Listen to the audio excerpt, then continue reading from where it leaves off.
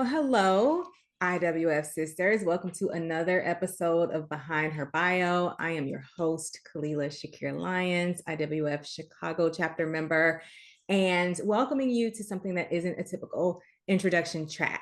I will be asking the same set of questions. I feel like very soulful questions to every woman because there's magic in hearing how different we can answer the same call. So these conversations are not about the resumes that we can all go find out there, the LinkedIn profiles. These are about our realness. These are about the moments that changed us and the voices that raised us, the truths that we live by. And today we are going to be hearing truths from Barbara Bess. So excited about this conversation. To tell you a little bit about her bio before we get behind it. She is a Midwesterner at heart, growing up in Evanston, number 5 among her 8 siblings.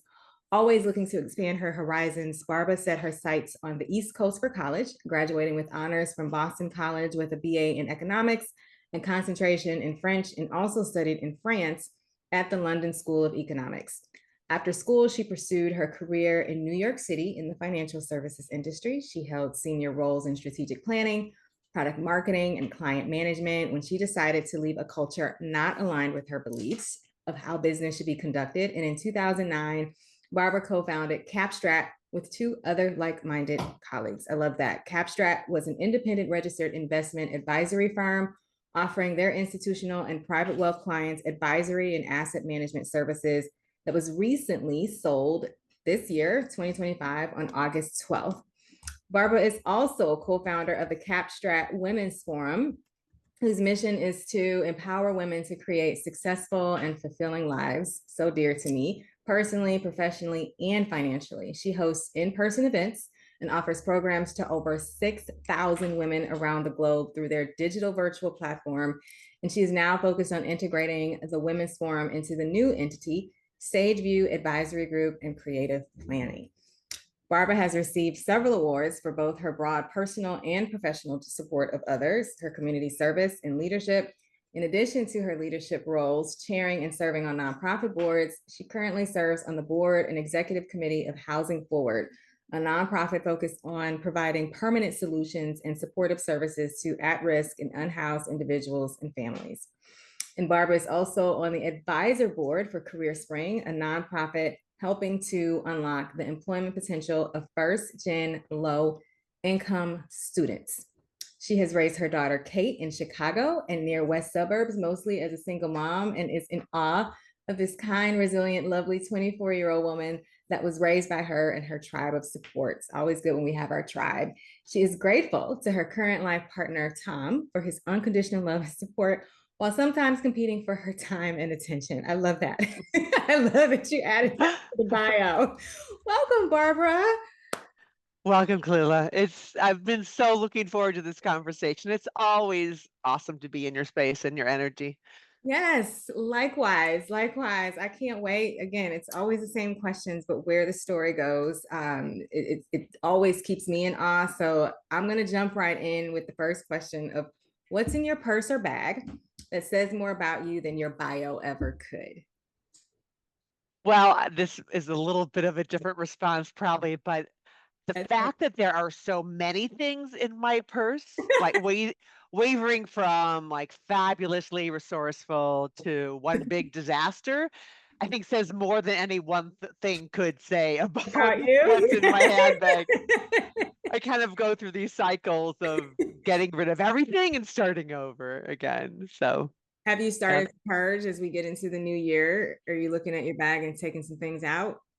Well, I just moved into a new home. Mm-hmm. So all I've been doing is purging, repurposing, donating, finding how to keep things out of landfills. Mm-hmm. Because I care about our environment, it's actually been harder because there's a lot of things you have to get rid of, but it's not really worthy of anyone else, to be honest. So Yes. there's actually there I've gotten some bags where I can just recycle and ship things. I don't know where they go, but I'm being told, and I've paid to have them not go into the landfill. So Mhm. there's some type of recycling process. So Okay. I'm trying. Yeah. All right. So the purge, you carry a lot, but when you purge with purpose. Apps 100%. And then a little behind the scenes, I don't think he'll listen to this ever, but I purge some of the things that are my partners, and he doesn't know. I'm very selective, but he keeps everything. And so I have to sneak some of those things. He'll never know they're gone, but he'll never know. Until that one day where he's like, "No." And I have that moment with my kids, and I'm like, but that was when you were 8 and you're 17 now. What, but it pops up and they knew they didn't throw it away. So where is it? I know. I hear you. Hopefully you won't have that moment. Well, I love that because it sounds like we may be able to find a little bit of anything if you have your purse on you for some type of reason. And I'm making a note to pay attention to the size of your purse the next time I see you in Okay. person. Deal. You'll always find a lipstick. That's a constant. So, right. Do you have a certain color? Because I always keep a clear lip gloss and a neutral to go to. I do that, but now I have a little bit of like a brownish red that just gives it a little pop that I like, that gives it some depth. So I've been using that color lately. I think it's called Rio or some Del Rio from MAC. Okay. I love MAC and I love the bright red. Was it Ruby Woo? Which is a bright red, but it's like this bright red that can kind of go with anything. So, Nice, yeah. nice. All right. Purse, what it says, got that down. My first question, jumping right in. There are pieces of us that don't always make it into the bio. And this is the part that has shaped us before we had anything that we felt like we had to prove. So, what's one part of your story, Barbara, that doesn't usually make it into the room with your title?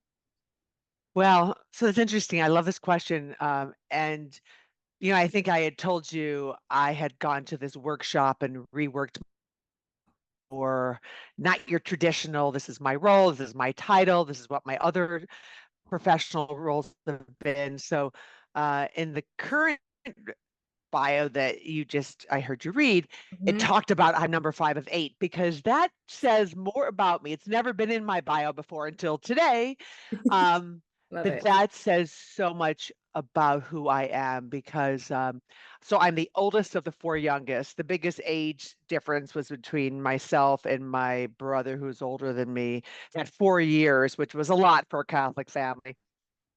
So I had the distinct reputation. I was the oldest of the four youngest. That was part of my identity. I was surrounded by three boys, so I was much more mature than they were because girls do Of mature course. more than Yes, boys. you And do. I was very responsible. My nickname actually was Miss Mature. That was one of my nicer nicknames, probably. Um, so I definitely have this feeling of being an oldest, very responsible for peacekeeping, but then I'm such a middle child, stuck in the middle, feeling, well, hello, hello, what about me? Trying to get attention. We're on a family vacation in the station wagon, right? We pull up to get gas, we all go out, we come back in. I come out, my mother has driven away without Not me. having Home Alone story. Yes, before cell phones. And I'm Right. standing around, looking around, and all of a sudden, hot on two wheels, like comes my mother screeching around the corner in the family station wagon. Oh my goodness. And I'm like, tears in my eyes. Right. And yeah. So anyway, I really did feel unnoticed. I always was trying to find a way to stand out. Uh, I had to work through a lot of this in my adult years, in Yeah. some therapy, um, The proven because part, I did right? feel unloved. I mean, I know I was so loved. I had this wonderful home environment, but because of that feeling, I used food to feel full and loved, and I ended up becoming bulimic, which usually doesn't get into my bio. Yeah. Um, I when I learned how to purge, I'm like, well, that's a great way to appear happy, have it all together on the outside, and manage my weight. And, it impacted my relationships. It put up big That's barriers because of that okay. big secret, because of that shame I carried. Mhm. And I thankfully have worked through this. But it was, yeah, it was funny. It only affected me that way. I mean, I do see how being one of eight has affected my different siblings, but that's really how it affected me. And I think I'm just grateful for the different resources I've had to dig in and do that work to get beyond that part of my life and those challenges. I think sharing that, Barbara, is going to be so powerful for so many women. I think about myself too in college where I had, they labeled it a disordered relationship with eating and what that is and how that absolutely impacts your social life, where you go, all of that. But sharing that for so many women who may be having some type of secret and feeling like they aren't together, they aren't whole, they aren't seen, and seeing you and knowing that you are carrying that, it's affirming of we're not perfect, we're always navigating our journey, therapy is good. And Yeah, so absolutely. thank you so much for sharing that, because I think again, and this is why these conversations are so fascinating and phenomenal and essential. Who would think that in looking at you and where you are today, that that was something that you have navigated in your past? Yeah, you have to put it out there. I mean, to your point, like if that can help open a conversation with someone, Right. which it has when I've shared that in the past, it's funny the truths that you say and the doors they open. It's really a gift to yourself and to others, It right? is. And these are the Yeah. doors, I feel like, that really Yeah. open the deep connections beyond sharing what we may have in similarities in the boardroom, right? Or in the office. It's these deeper things that we're carrying and what you leveraged, because we all probably have something that we're doing to ensure that we're feeling full, that we're feeling seen. When you used that term of the food allowed you to feel fulfilled. Mm-hmm. Yeah. You. That's very Yeah. powerful. Yeah. Um, You bet. okay. And then I just had to make note and repeat back. You were the peacekeeper and you were Miss Mature. So we're gonna have to do something later with that. Miss Mature. Thank you. Okay, so we all have someone who showed us what power could look like without a big title, without big spotlights, that everyday person in our lives who lived in our lives in very quiet, grounded ways. They lived their lives in very quiet, grounded ways. So, who showed you what power could look like without that title, without society saying this person is a success, but they were a success to you? Yeah, I think it has to be the women who came before me in my family. I had this amazing heritage. So on my mother's side, I have four spinster great aunts, Irish spinsters, right? They lived together, they never married, Oh my goodness. born in the 1870s and 1880s. They they were college educated, amazing. I grew up visiting them. Well, two of them. I think one of them passed when I was really young, and the one initial one one of the others I never met. But um, we used to visit them. Grew up in Evanston, and we'd go downtown Evanston to their apartment. They actually lived with at one point with my grandfather. My grandfather's father died very young, so he felt very responsible for taking care. He was responsible, absolutely, for taking care of the family, including his sisters. And so they were funny and kind and engaging and whip smart, and it just, but they grew up in a time, as you can imagine, given when they were born. I Mhm. mean, they weren't allowed to work really. I mean, one of them was a teacher for a while, right? You could be a teacher or a nurse back then, and you or a nun, basically, if you were Irish Catholic. And no, Mhm. it's funny that none of them really were pushed into the convent because that was very typical of that era. But I really learned a lot from them, and we have movies, old fashioned, family movies of them and like dancing, doing the Irish jig. And, they were just quietly, just subtly, they'd do something very funny, not in front of anyone or the camera, but they were really deep, interesting women, who were just quietly behind the scenes. And then they informed my mother, and really my mother was, she didn't have a big career. She dropped out of college to marry my father, and but went back to college Oh, while great. raising 8 kids, Amazing. and super strong faith, but not in like she was a rule breaker. She'd slip in a feminine version pronoun instead of him, when praying to God, our Father. She'd sneak stuff in. She was the first reader on the altar that was female. She chaired different nonprofits. She got us all, we were her brigade of nonprofit volunteers whenever she had to volunteer. Yeah. You know, she really taught me about grace, about, she gave up a lot to be a mother of eight. As She in, didn't yes. get to pursue.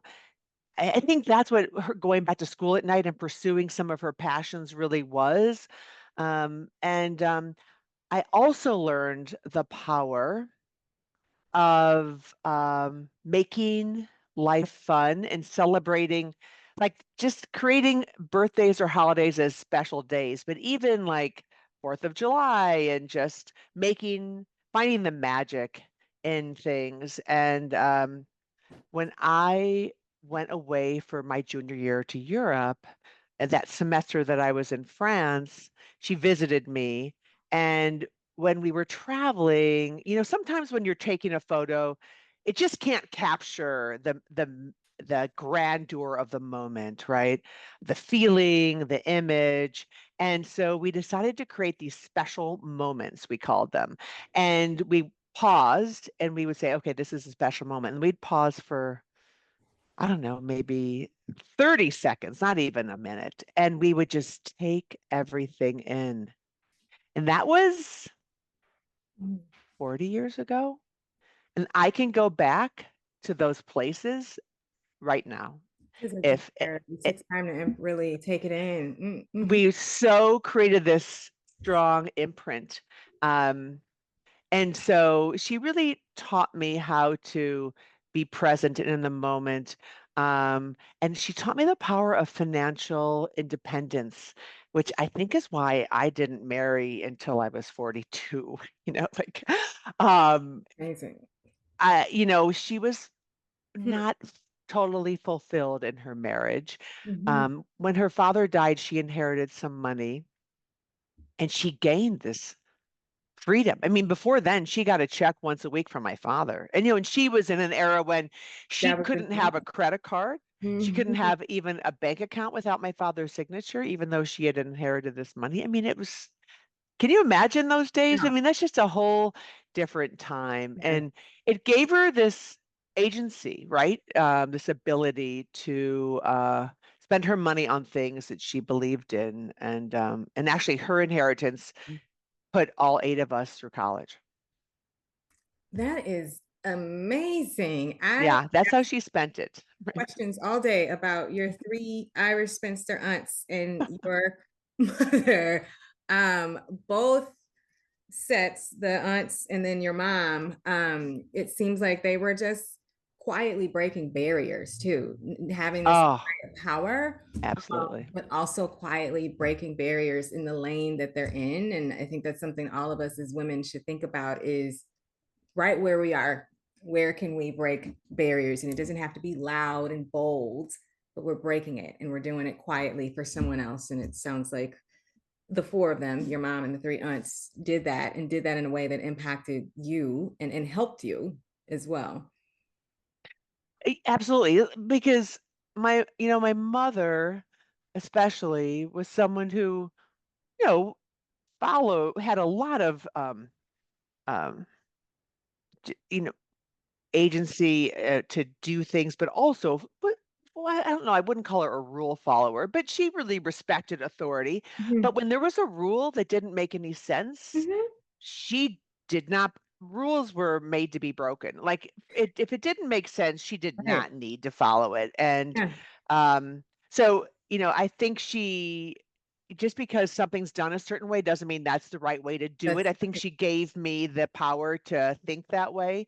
mm, But a really important aspect of what she taught me, and every sibling has that same belief, is that a guiding principle of mine is you are here to share your gifts with others. And yes. that is truly what she taught us. And we all believe that, and we all do nonprofit volunteer work, board work, and just are very engaged in helping the underdog and just helping give back in ways um, to create greater impact and to fight for what we believe in, I think. And she did that even with her tangible gift of her inheritance and using that to put you all through college, which I think is just outstanding to see, at least what I see with you, the outcome of that and how, you're continuing to pay it forward and share your gifts in so many different ways. When we think about the nonprofits that I mentioned and what you're doing with first generation students, what you're doing to ensure women are empowered financially, to have that agency that your mother was able to have once she had that financial stability, independence. Yeah, I'm just grateful that she taught us that, Yeah. that that's something. Yeah, yeah, thanks. Yeah, it's and I really it just struck me when I paused a while ago to think about how that exists for all of us, And I'm trying to Mhm. make that relevant to my daughter, and we've always, had done volunteer things. And Yeah. I also used whatever I got from my parents to use it to help fund my daughter's college education, Excellent. right? So yeah, Yes. I had to, like, I could not spend it on myself. It had to go to her education, like that was too important to carry that forward.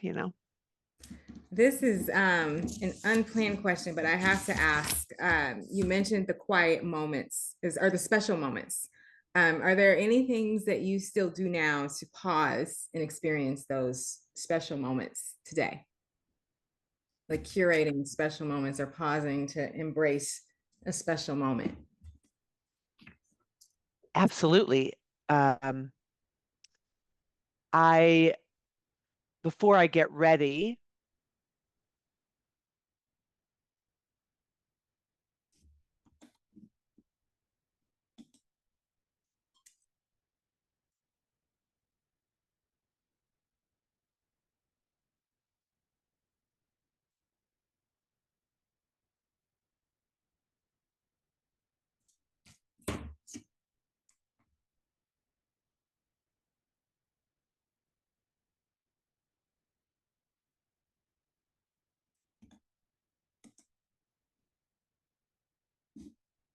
To it.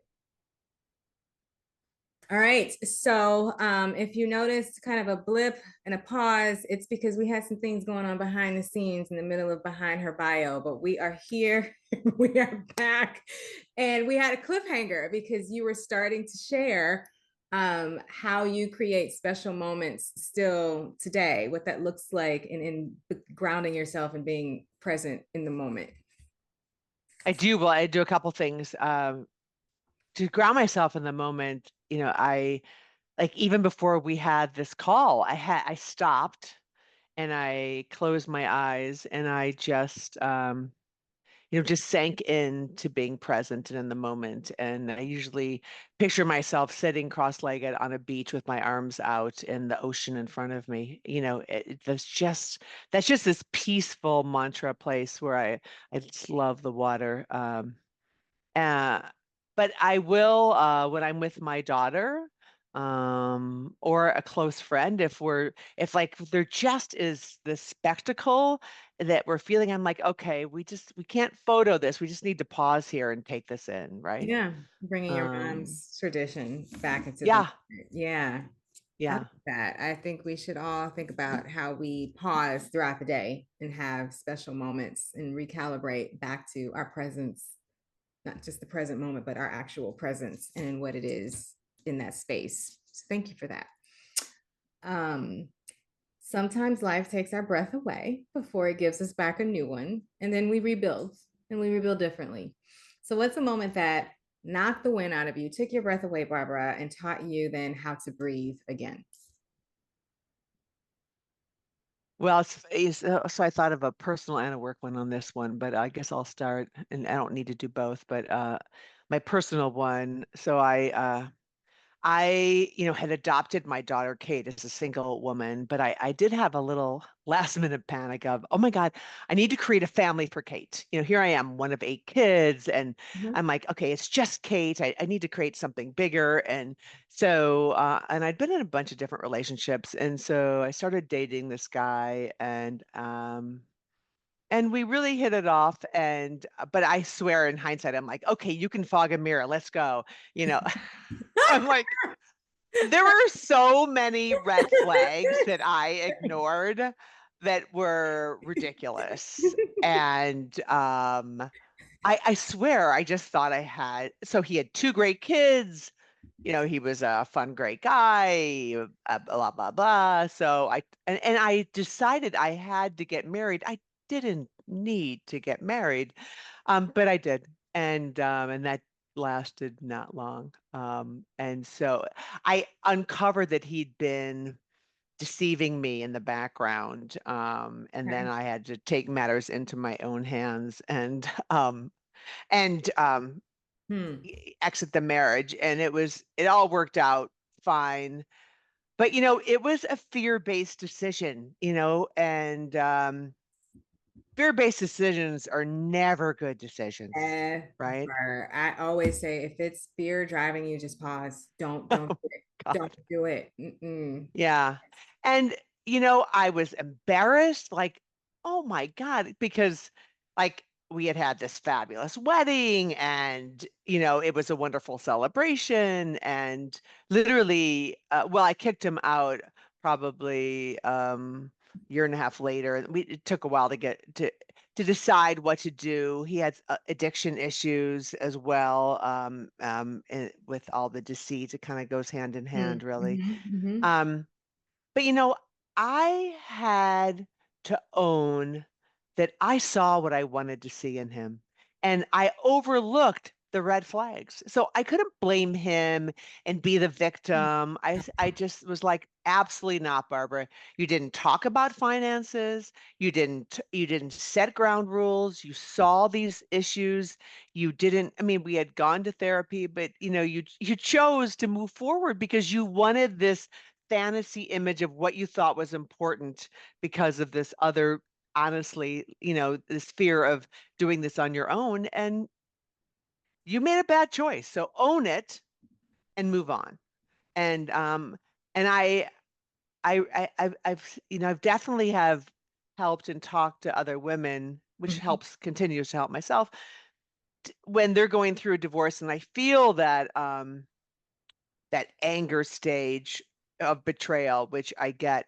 But, we all usually have something that we've got to own in that process. Ownership. I say that all the Yeah. time. Yes. Yes. Yeah.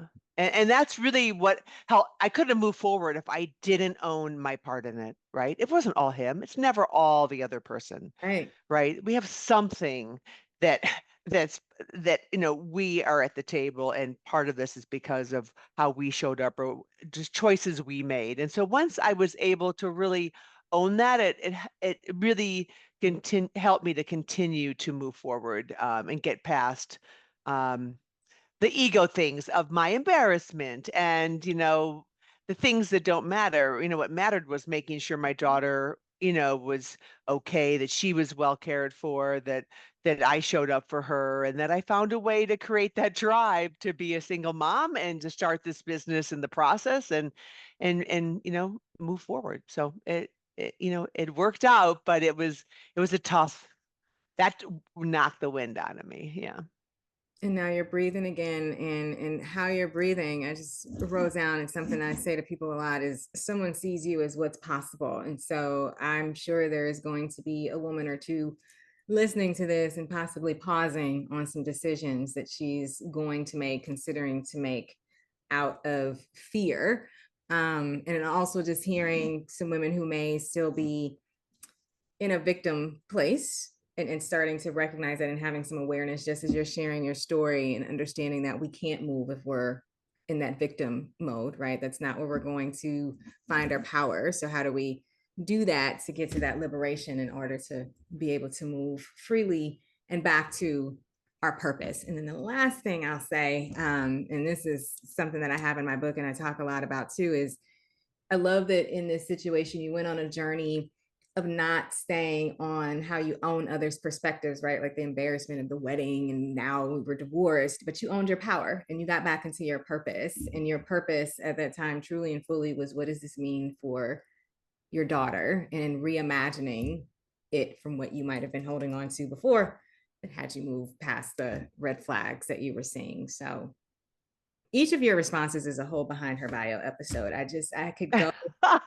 deeper and deeper into everything that you're saying. Truly, Well, they're incredible. great questions, that's because they're such good questions. They really evoke a lot of thought. And if we dig in, there's a lot of good things to share, right? Truly, truly. And you are definitely, I know, as people are listening, showing what's possible. So thank you for being vulnerable, because that is a power too, that we all have, that we don't always share and give to each other. So thank you for that.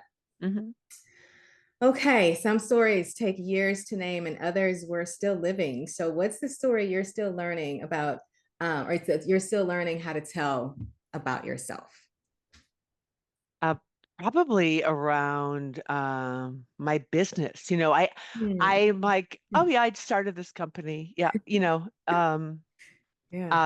not a big deal. Yeah, we just sold it. Yeah. Um, it wasn't until we were in the last stages of the transaction where I'm like, this has been a hugely powerful experience, and that I made a significant contribution to starting this company, to growing it. In 2003 we initially conceived of it, and it was within another company, and we launched the independent company in 2009, and uh, Hmm. grew it to with 23 employees, and it's a really proud moment. I mean, when I was reflecting, I'm like, gosh, I poured so much into that business. Yeah. And I actually, on one of my LinkedIn posts, I thanked my daughter for, allowing that. I mean, sometimes, I was not the mom showing up at school, for Mm-hmm. that lunch activity because I was Yeah. on a plane somewhere, Yes. Yeah.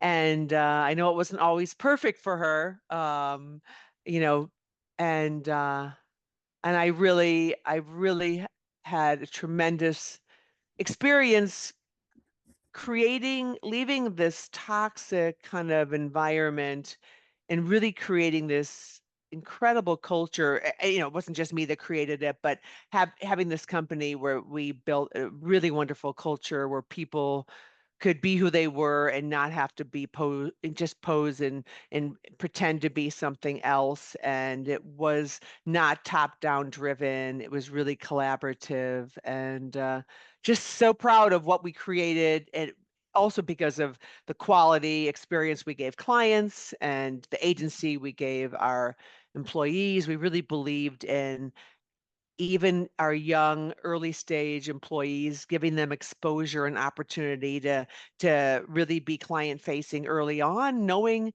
that we would have their back, but that's how we would help them gain confidence and experience. And it was just a really fun, great business we created, and it's in its next iteration, so we Yeah. did try to find the right home for it. And Mhm. so now I'm starting to transition, gradually away from it. I don't have that same focus of time that I committed to it before, and it's really that next generation of partners that is moving what we created forward, and I'm really proud of that. And sometimes I really minimize, yeah, yeah, I just sold this business, and it's a big deal. It is a very big deal. Even just hearing like it started in 2003, right? Is that I caught that date correctly? I mean, that's 22 years of your life, 22 years of legacy, 22 years of impacting the stories of others that were blessed to be in your culture, that were blessed by your gifts and the gifts of your teams as clients, and then the ripple effect of that. It's a very big deal. Yeah. And now Yes. you're in this news story. Yes, yes, let's snap. Hopefully that's All coming right. on the Zoom. We are snapping for that.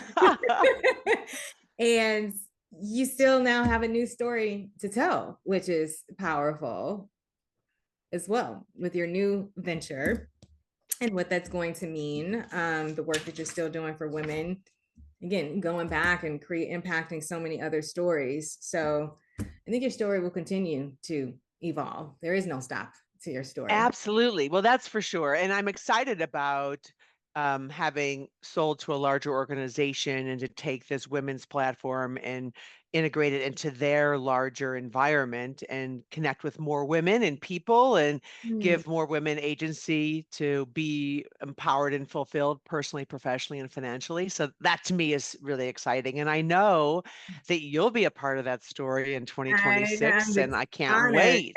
Yeah. I am That'll be great. I'm absolutely so honored. glad for that collab. Thank you for that. Yes. My goodness. Even then, I'm like, okay, let's keep talking about that. So much there. Well, part two. Okay, hard-earned truths, hard-won truths. One we wish someone had just told us this is the truth sooner.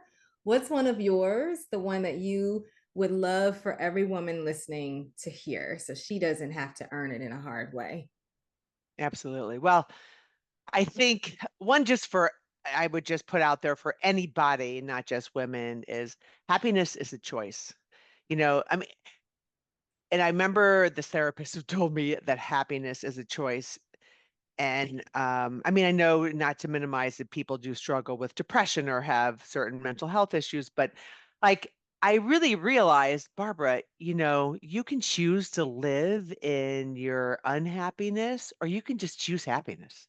Like, I mean, at some level, we can make a choice to live in joy and happiness, right? And to live and celebrate.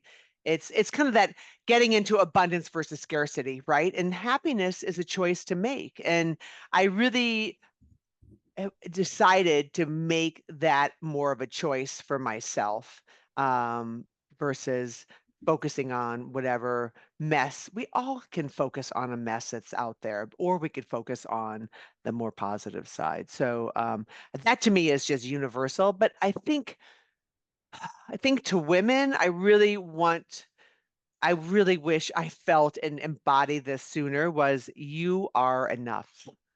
Mm-hmm. Because I do think that's more of a gender message. Actually, I mentioned this to my partner at dinner the other night, and I'm like, I bet you've never thought of like, God, I'm just not enough. And he's like, yeah, no, never. We should take a poll. I That would be fascinating to see the difference in men moving from I'm standing on this strong foundation, I'm just going to keep growing, to women feeling like there's so much more I need to have, so much more I need to be. Mm, Yeah, well, part of that, is the society that we absolutely. are find ourselves in because even a lot of research shows that women are evaluated on performance versus potential and men on potential. Mhm. Even women evaluate women on That's performance, right. That's, you know, yep. right? And we've had to perform more to accomplish the same or to be considered for the same things that men have. And so you are enough. Like and I definitely had these phases where I knew I was just trying to prove myself too much. And that comes through in not a good way. Like, and so when we own that we're enough, it creates sometimes that quiet confidence and that confidence that you just put things out there with authority and just with agency and in the right volume, right? And yeah, I wish I really embodied that sooner. May everyone start thinking about that as they're listening, every woman, and what that means, because it does. I always say too, when I think about it, it creates these false contracts. So now we're saying yes to things because we feel like we have to prove ourselves. We're in spaces that we shouldn't be in because we feel like we have to prove ourselves, and we're Hmm. not understanding and just taking the time to understand our value. I think that's a constant journey too, but instead seeking validation because that's what we've been taught. Absolutely. Yeah. You are enough. Okay, my final question, Barbara. This has been so good. Your younger self had dreams, quirks, fears, this unfiltered joy. She still matters. So, what would your childhood self be most proud of right now? I think that that I truly feel joy and I'm living in abundant, not scarcity, that I'm really feeling this abundance of love and the possibilities of life. Um, and just feeling the gratitude for all the gifts that I've had, including, those brothers of mine and sisters, and all the opportunities that I've been given and that I can share and open with others. And I just am feeling that abundance and gratitude. And it's just a great place to live and be, Mm. And I think it works together with the you are enough, right? As you see that you are enough, as you see that you find those special moments throughout the day, as you see that you have the gratitude, you have the joy for exactly what's around you. Amen. Yeah, the Absolutely. space that you're in is enough. This wasn't enough. I could keep going, but thank I you. agree. I agree. I know. We have to do it more often, by the way. We will. Yeah. Yeah, Unrecorded, right? unrecorded. Absolutely. Yes, we should get some time before we hang up, before we end the Zoom. But I am going to end this conversation. And I know there's just going to be some amazing nuggets that will liberate so many women listening to this. So thank you, Barbara, for allowing us to get behind your bio and sharing all the gems that live there. Thank you. Thank you for the opportunity to have the conversation. It's been wonderful as always.